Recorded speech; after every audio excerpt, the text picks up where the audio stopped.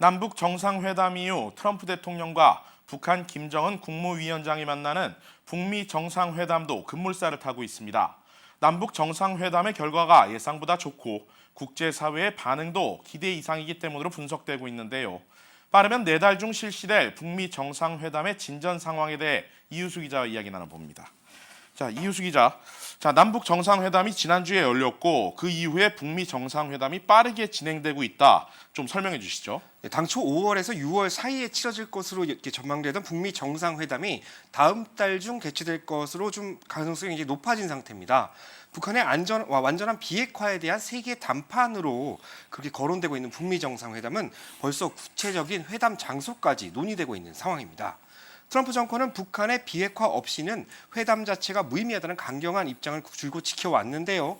이번에 북한 김정은 국무위원장이 평화의 집을 방문해서 비핵화에 대한 의지를 확고하게 표명을 했기 때문에 북미 회담 자체가 보다 구체적인 그림으로 나오고 있는 것입니다. 네, 트럼프 행정부의 핵심 인사들이 남북 정상회담 이후 북한의 완전한 비핵화에 대한 가능성에 대해서 긍정적인 표현을 계속 내놓고 있습니다.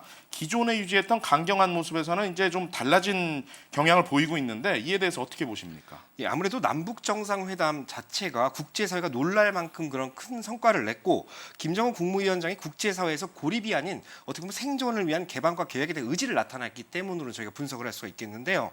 오늘 마이크 폼페이오 국무장관 그리고 존 볼튼 국가안보보좌관이 트럼프 대통령과 김정은 국무위원장이 비핵화를 위한 외교 협상에 대한 기회가 있을 것으로 보고 있다고 사실상 밝혔습니다. 네. 사실상 앞으로 3, 4주 이내에 트럼프 대통령이 김정은 국무위원장을 만날 것이라고 밝힌 것과 다름없다 이렇게 볼 수 있겠습니다. 네, 폼페이오 국무장관은 지난주에 인준을 마쳤고 또 북미 정상회담의 실질적인 협상을 주도하고 있는 인물, 그리고 또 존 볼튼 국가안보보좌관 역시 북한 비핵화에 대해서 실무를 담당하고 있는 핵심 인물인데 이 둘이 밝히고 있는 북한의 비핵화 어떤 형태로 이뤄질 수 있다고 보고 있습니까? 마이크 폼페이오 국무장관은 과거와 다른 방식으로 협상에 나갈 것이라고 밝혔습니다. 그리고 북한의 비핵화가 완전하고 검증 가능하며 되돌릴 수 없는 비핵화여야 한다라는 입장이 미국의 로드맵을 제시했는데요. 이것을 수용할 것인가를 냉철하게 바라볼 것이라는 입장입니다. 네. 하지만 존 볼튼 국가안보보좌관의 경우는 북한이 얼마나 많은 핵무기와 핵물질을 보유하고 있는지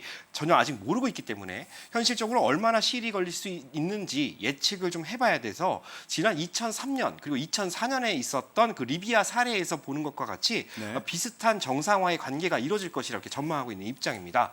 따라서 그 북미 정상회담에서 두 정상이 완전한 비핵화에 합의할 경우 리비아의 사례와 같이 실무 협상에 착수해서 북한이 보유하고 있는 핵무기와 핵물질을 이제 국제사회에 공개하고 이를 검증하는 그런 절차, 미국이 제시하는 로드맵 절차에 따라갈 것으로 저희가 전망할 수 있겠습니다. 예, 비핵화, 핵 폐기의 방식이 앞서 리비아의 사례와 비교가 되고 있다 이런 말씀이신데, 자, 북미 정상회담이 치러질 장소 또 기존에 나왔던 것과는 조금 다르게 얘기가 나오고 있습니다. 특히 트럼프 대통령이 오늘 판문점을 그 북미 정상회담의 장소로 거론을 했는데 좀 소개해 주시죠. 네, 트럼프 대통령이 오늘 그 북미 정상회담 장소로 남북 정상회담이 지난주 개최된 판문점을 공식으로 거론을 했습니다. 네. 사실 남북 정상회담이 개최된 장소가 북미 정상회담의 장소로 재차 활용되는 경우는 매우 역사적 의미를 부여할 수 있다 이렇게 또 볼 수 있겠는데요. 네. 원래 기존에 거론됐던 장소는 스위스의 제네바, 그리고 싱가포르, 그리고 몽골의 울란바토르, 네. 또 스웨덴의 스톡홀름, 그리고 미국령이 괌으로 이렇게 전해졌습니다만 네. 사실상 최근에 싱가포르와 몽골로 압축이 된 상황이었거든요. 두 곳으로 압축이 됐었죠. 그런데 오늘 트럼프 대통령이 트윗을 통해서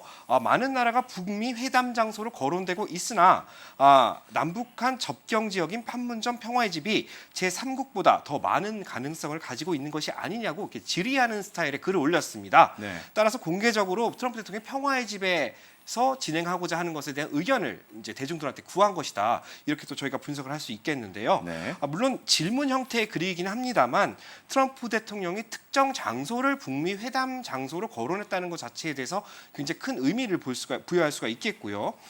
북미 정상회담에 대한 구체적인 장소가 앞으로도 행정부 측을 통해서 괜히 논의가 되겠지만 트럼프 대통령의 의중을 또 묵인할 수는 없는 상태이기 때문에 앞으로도 평화의 집이 정말 그 북미 정상회담의 역사적인 장소가 될 수 있다는 가능성을 배제할 수는 없는 상태다. 오늘까지 들어온 정보에 따르면 그렇습니다. 네, 알겠습니다.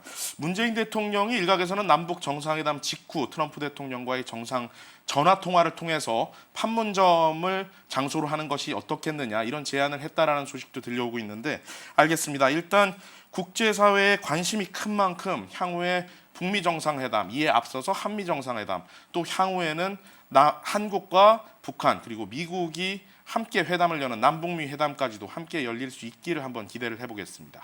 이유수 기자 수고 많았습니다.